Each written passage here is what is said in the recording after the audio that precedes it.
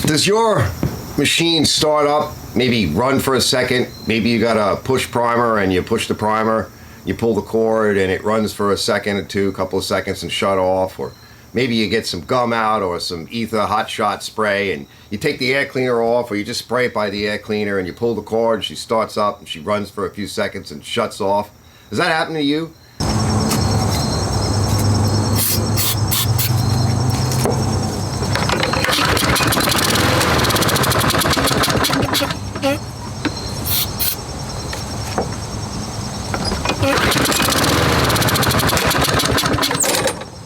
Stay tuned. I'm going to show you what I'm going to do on this machine, how we're going to fix it.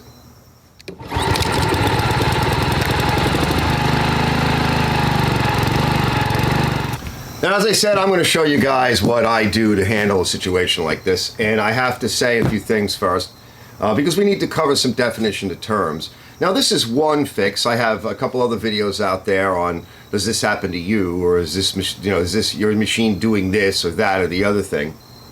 Or as my daughter likes to say, this, that, and the third. I guess that must be a new thing with all you youngins out there. But old people like me, we've been around for a little while and we've seen a number of things happen. And we have to define a little bit more about like the definition of terms. When people say she turns over, or she spins, or E, or it, or it's seized, or it's locked up, or it won't start. Now, and I'll get into a little bit more of that as we maybe proceed, and I'll kind of, I'll think of some different buzzwords and I'll try to clarify what that is. In this case, what we're talking about is it starts. In other words, it turns over. When you pull the, if you were to pull the pull cord, guys, and it doesn't pull, and then you try to maybe grab the blade, always pull the plug or the plug wire off, right? And it won't move, it's seized. So it's not going to start. It's not going to run. It's whatever's wrong with it, it's seized, it's locked up, right? So that's another term. It's locked up. But a no start condition can be from a number of things, and I have a number of videos as well to sort of approach and deal with those problems. Now, it turns over is another term that you hear, and that's for car engines or whatever. Turning over means you connect the battery to it, you turn the key, and you hear it go round, round, round, round, round, round, but there's a no start condition. So it turns over. If it turns over, if you're able to move the blade, if you're able to pull the cord, it's not seized. So we're going to start from that, right? The next thing is does it start? Or you might hear a term, does it kick? And does it pull back? Does it kick back? That's another term. If it kicks back and it pulls the cord out of your hand and it kind of fires, that's another term. Firing meaning the plug is firing and she's trying to light off. There's another term. If it kicks back, I have another video on that. That's a completely different problem, and that's not covered in the scope of this. So I wouldn't want to necessarily make a video on every angle. I could describe all of this stuff and maybe even show excerpts, but I wouldn't be able to show you the fixes on everything because it'd be like a 2-hour long video, maybe longer, right? So we're going to keep this short. Now, so this engine is an automatic choke, so there's no push primer. So when it happens to an engine like this, lawnmower, whatever it is, that's automatic choke, it's going to exhibit a different symptomology. There's some more buzzwords, right? So we got all these buzzwords that everybody's got to juggle. And so for the mechanics talking to the customer or the novice or the beginner, or even sometimes somebody that's been around the block for a little while and is more suited to doing this, it can get confusing discussing what's happening so that we have some feel from the customer to the mechanic, etc., and back and forth. So it doesn't kick necessarily right away. It might if you let it sit for a little while. Because it's automatic choke, that choke is coming on, there's no push primer, we're not talking about spraying anything into the carburetor by the air filter. It might try to kick a little bit, might run a little bit, and then it shuts off. And then it may not do that again. And then maybe you come back the next day or an hour later and you're frustrated and it might do it again, and then that's it. It tries to fire. So now we know that the thing has ignition. Because if it's trying to fire, it has ignition. If yours, because of the automatic choke, is not really kicking, and then somebody says, go get some starting fluid, ether, hot shot, gum out, whether you spray it near the air filter or you take the air filter off, and you spray that down, and she starts up, meaning she runs. for about 3 seconds or however long until that supply of fuel runs out. That's what we're going to discuss today. Now I'll be right back. I want to show you a couple of things about to get started on this, and then we're going to get into a little bit deeper. All right, fellas, it's a nice day outside, so we're going to work outside. And over here, I'll give you guys maybe a quick look. I'm working on a project, so I got a big machine, you know, a decent sized machine up on the table, and I figured we'll just go outside today and we'll do that. This is a customer of mine, and a friend, and even a neighbor, and even a friend. So the first couple of things we want to do is, I just want to show you guys, is we're going to take the air cleaner off. And so I'm going to suggest to you, if you haven't done it already, right, I want you to take the air cleaner off. It's just this, this is a Briggs engine, so, but it's just this one bolt here. I want you to take that air cleaner off, and I want you to spray a little gum out. Let me get the gum out, and I want to show you the gum out and what I'm talking about in starting fluid. Now, it needs to be said, fellas, that when I define, again, defining terms, right, gum out or some type of carburetor cleaner, Berkebile, there's a number of them out there, and starting fluid. These are flammable. Now, it has to be said that not all carburetor, choke, carbon choke, whatever cleaners are flammable. There are some manufacturers out there that actually have a non-flammable, one that won't really burn. So I want you to just take the air cleaner off and just spray one of these, something that's flammable, or you can even pour a bit of gas down the throat of the carburetor.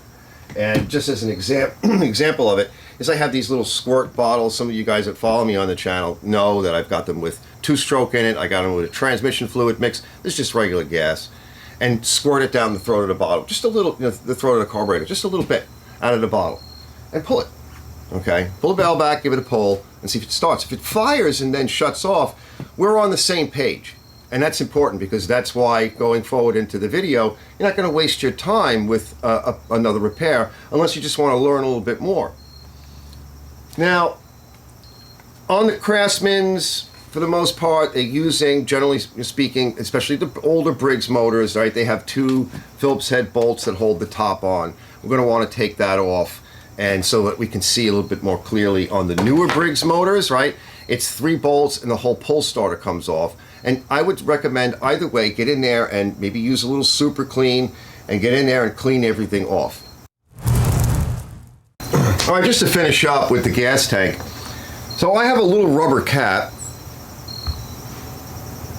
and I usually put this right over there, right, on the output of the gas tank. But before I do that, again, like I said, we empty out everything, get that gas out, and then I rinse it with the hose, blast everything through on both sides.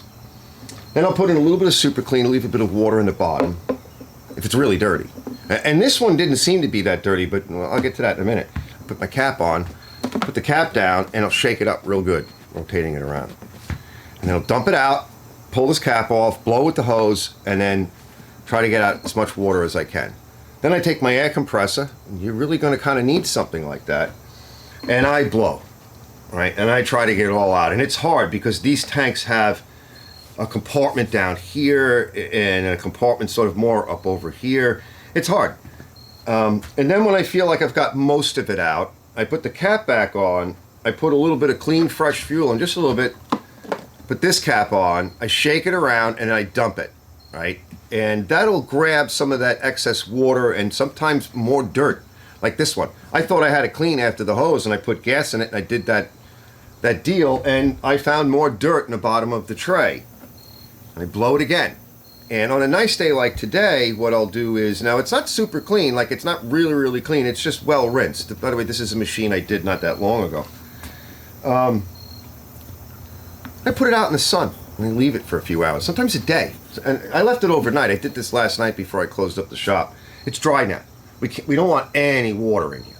But we got to get it clean, because if you don't get it really clean, you're just going to cause the problem again. That needs to be said. Now, some of these techniques I'm referring to, fellas, like I have this special, the suction device that I made, and I talk a little bit more about it in my video on how to remove ethanol, alcohol from gasoline. I use it because it allows me to suck from the tank, right, get everything out of the tank, and I shove the hose down the bottom of the reservoir, and that's where the water will sit, and I'll see it right away, and I'll see the dirt that I can see in here, or the water line develop. And as a professional, that allows me to very quickly know what is the color of the gas, what is the condition of the gas, is it too yellow, is it gross, is it bad, is it full of dirt, is it full of water, and then that really, for me, that I can talk to the customer right away and say, this is what I found in your tank. All right, and now we got to move forward. All right, like with this, I know now that there's no water in there, there's garbage in there. The fuel is nice, fresh, and clean, like he said, but there's crap in it. So that enables me to utilize my first tests, diagnostics, and to be able to establish a baseline of what the hell is going on. And then I can have a real conversation with the customer. And with myself, I feel confident now to move forward. So now let's go outside and take a look at the machine that I've got set up out there. And we'll talk a bit about what we're going to do next. Now it needs to be said, fellas, that, sometimes I get a little long-winded, but keep in mind, right, you guys got to be patient, because not all of us are professionals or semi-professionals or enthusiasts or well-learned. I've inspired quite a number of people who have said to me, Arch, thank you for giving me the inspiration to kind of get up and go do it myself. And that's one of the best compliments I've ever heard, is somebody that really doesn't do this, that is a bit nervous about getting into there and taking everything apart. Now, I've already gone this far. I've just given it a good rinse. I haven't used any cleaner because this was serviced I think earlier this year. If yours is really dirty, there's another few bolts here, a dipstick bolt there. You got to take this top off, right? This is the pull starter engine cover assembly. It's air cooled, fellas, and if you don't get the junk out, it will not cool properly. You're going to shorten the life of your engine. And that is beyond the scope of this video. Now this is automatic choke, and sometimes you may have to take this all off. It might be too gooped up. Just if the choke's not working, that might be another reason why you're not starting. So you want to make sure that this is moving freely. I've already removed the spring. If you don't have the spring here, and I'll show you when we put it back on, I'll give you a close-up of it. That could be another problem that you may have. What we're going to do is we're going to leave it in place. We're just going to take this pivot bolt out and put it to the side. And now we're going to remove the carburetor. And it's just these two bolts here. Now, things are pretty clean here because I've rinsed it. So I'm not going to be knocking filth into the motor, into the intake tube.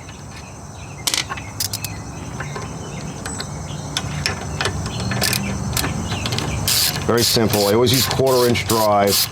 Allows me to get into these tight places. And we don't need a lot of muscle for this. Just pop that out. Okay, now we have our carburetor. It's just that simple. See? Now some guys will do is they'll take the bowl off and they'll think that they can get in there and clean it and assemble it good, and because they just don't want to take 2 more bolts off. I don't see the point of that. Even though I've rinsed it and I shot the hose underneath there, it got dirty. They get dirty. Let's bring this inside. We'll set up and we're going to do a bench clean and a quick rebuild.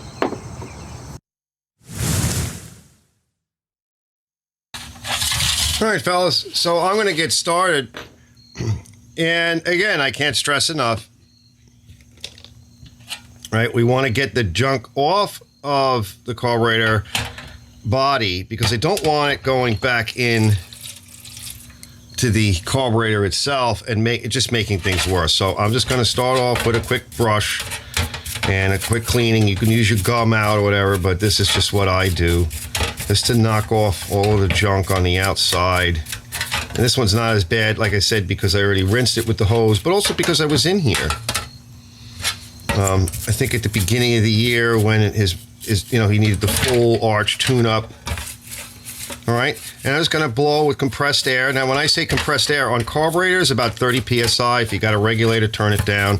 We don't want to be blowing seals and damaging things. We don't need high pressure for something like this. So that's another tip.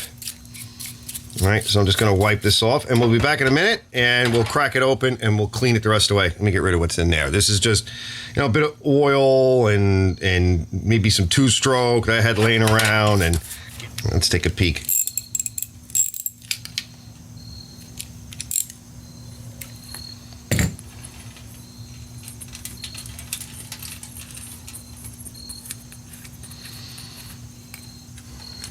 I'm sure see, there's already dirt. I could see it all around here. This is all around the jet. It's jammed up the jet. Yep, it's all over the jet. So that dirt worked its way down, and you can see some in the bottom. See it?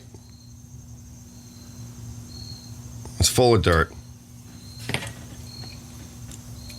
But it's just dirt. Look, there's a piece here. Oh boy, oh my. Look at that. Yep. Yuck. Let's take the float and the jet out. And let me get one little pokey thing. So here's a pokey thing. Get these online. We'll run that through in a minute. And this one's a simple one because, like I said, I've already gone through it. Now, he had said to me he thought maybe I said that the carburetor was bad. I'm like, I don't remember, right? Like, sometimes the customers will tell me something, and I'm like, I don't remember. I go through thousands of machines a year.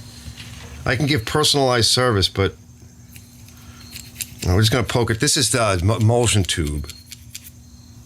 And then there should be a spot here, vents. Okay.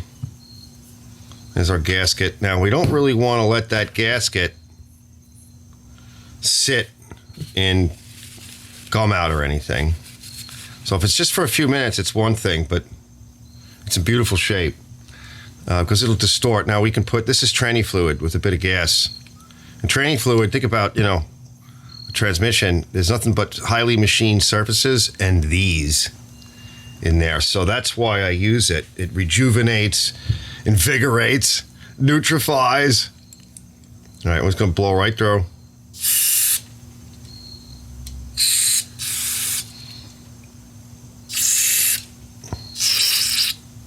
And there's a place here underneath that baffle. This carburetor is in great shape, so I don't remember like what he was saying, but some people don't listen, right? You know what they hear when I talk? It's the same thing you guys hear when I talk, right? Like what dog hears. Blah, blah, blah, blah, blah, blah, blah, frisbee, blah, blah, blah, blah, blah, blah, blah, food. Here's a spot, here's a port here, right? Frisbee, blah, blah, blah, blah, blah, blah, blah, food. Let me just blow it off camera, right away from the table. And I always try to blow from here out, okay? Because if I blow from here, I could pop that seal. I don't want that. All right, she's beautiful, right? Isn't she beautiful? No, it's a crocodile. It's not beautiful. No, she's beautiful. Oh, crikey. Now, let's just kind of wet this down a little bit. Now, we're going to take our pokey thing. And the thinnest one on this rack is about 28 thousandths of an inch, somewhere, I forget. That's about where we want to be with where I am, right? And see, it goes right in, close to sea level, right? Yours, things will vary, right? If you're up like in Colorado in elevation or someplace else, even in the Midwest where you're still like 1,000 feet above, it's going to vary. It might be smaller, or it should be. Let me blow it. All right, that's our main jet, okay? And it's a restriction to control the amount of fuel that goes and is processed by the emulsion tube through the venturi and into the engine, all right? That is there so that the fuel is metered. So it's the maximum amount of fuel that can come through. And of course, we want to get this guy cleaned up. Blow it. This carburetor is in mint shape, so I don't know what he was saying. You thought maybe the carburetor was no good. Or no, this carburetor is fine. Maybe I put a different carburetor on when let me blow that. Feel a bit of dirt. I might have put a different carburetor on. You're probably thinking, why don't you write it down? Because I'd be writing all the time. I don't want to write. It's lawnmowers. I don't want to write. Writing is optional. I just make quick notes, but I'm not going to get into like the life history of the lawnmower. That's their problem. They should do that. I do that with my car, my van. I actually keep a log. I always have. Like one of those composition books. All that's clean. Let me get rid of this. We'll come back in a minute. We'll put it back together. Okay, quick rebuild on a Briggs carburetor, automatic choke. Same thing basically for the push button, push prime style. We're just going to hang. Right, so it's hanging on there. Drop it down on the fulcrum point. Put the pin in. Okay. And it should sit about parallel. This one's a little high, because of where the camera is, but when it seats, and we'll test it in a minute. But what you can do is you can take the tube and blow in. It should seal. Yep, and if we lift it up, see? And we'll do that again in a minute. And that's it. We'll put this back on. And we got our jet nice and clean. The tube is clean. The tube. Make sure that goes in nice. If you want, you could put a little bit of, this on those threads. Okay, and again, 1/4 inch drive. I think this is what, 7/16. So we don't over tighten it. Now flip it the normal way and we should hear it. Yep, the fuel passes in, but when I go in this direction, it's locked up. Okay, so that's to control the amount of fuel in the bowl. That's what the float does. I got another gasket, right, for later on, and I just want to show you, I always put all the little bolts and everything into a little tray. Here's our spring, fellas. We're going to put that on in a minute. Let's go back outside. Just knock off the dust. And reinstall this.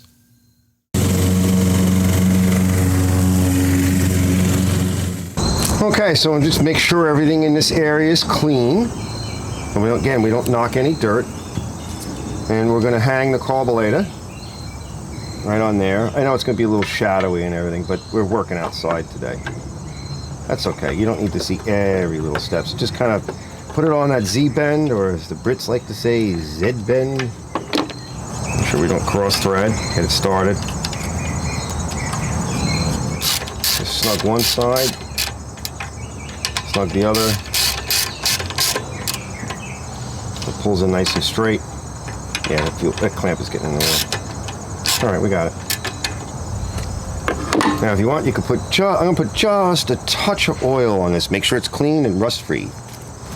Touch of oil. We want to make sure that little pole engages the choke assembly on the carburetor. Start everything by hand. No power tools, fellas.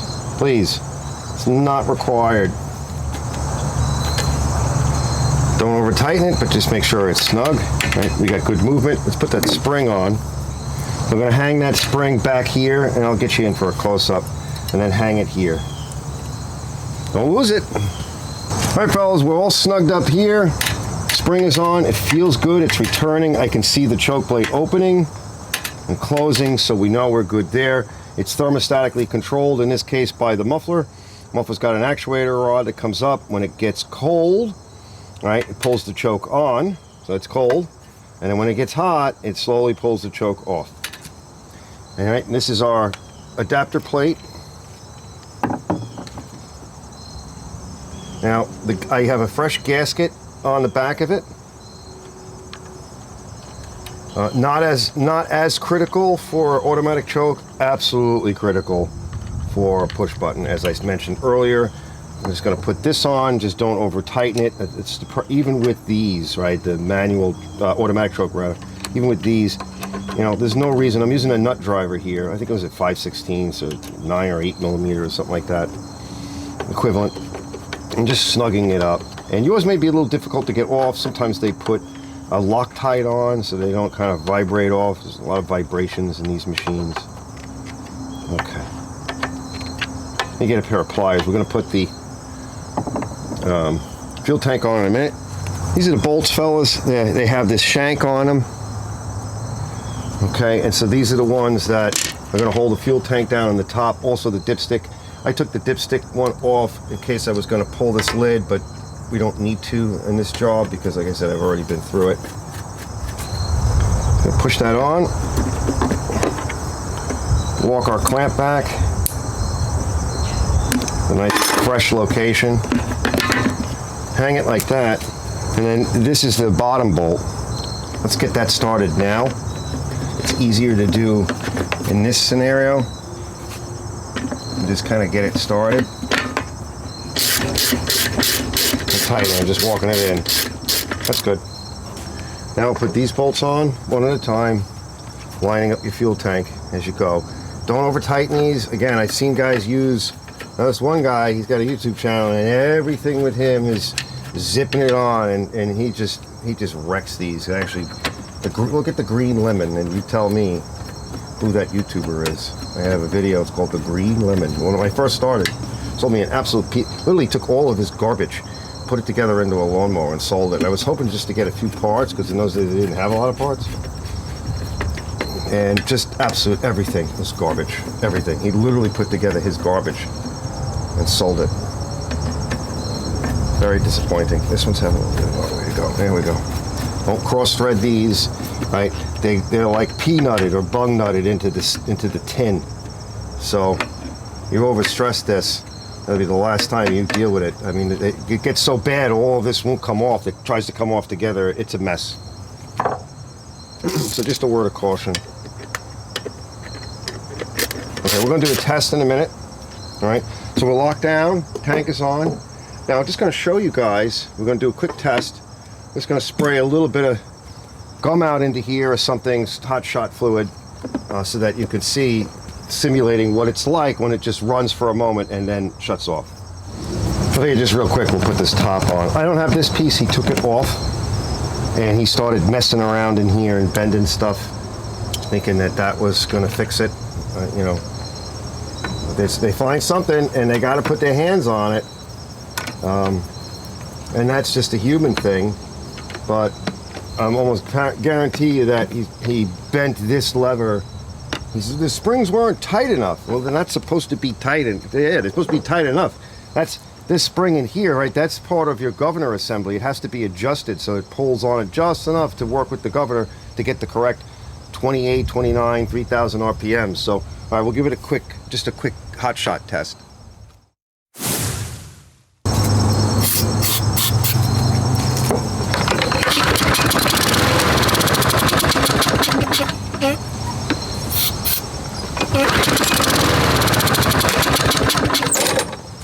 All right, fellas, let's put some fuel in it. If you don't put it in, you don't have to get it out, or I don't have to get it out. And I told him this, and he remembered too. I'm like, use the funnel. This is good, clean gas. And so if there was anything in this and whatever, right, it's been filtered through the paint filter. All this is all wiped clean, right, because we wiped all that off. Give it a second. I'm going to put the air cleaner on, and we'll give this thing a real test.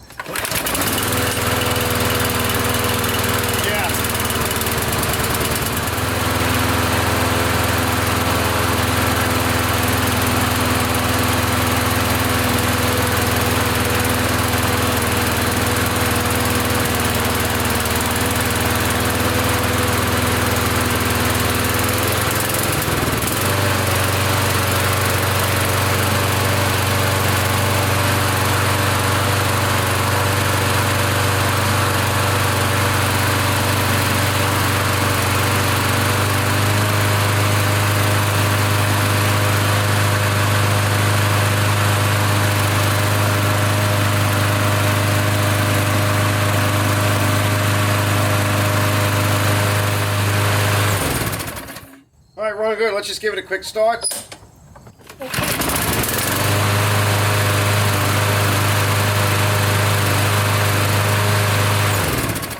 Here we go. Yeah, I don't know if you saw it, guys, but I brought it up to 3,000 RPMs. He was like a little over 2. So he was in there fooling around. Check out my video on how to do that.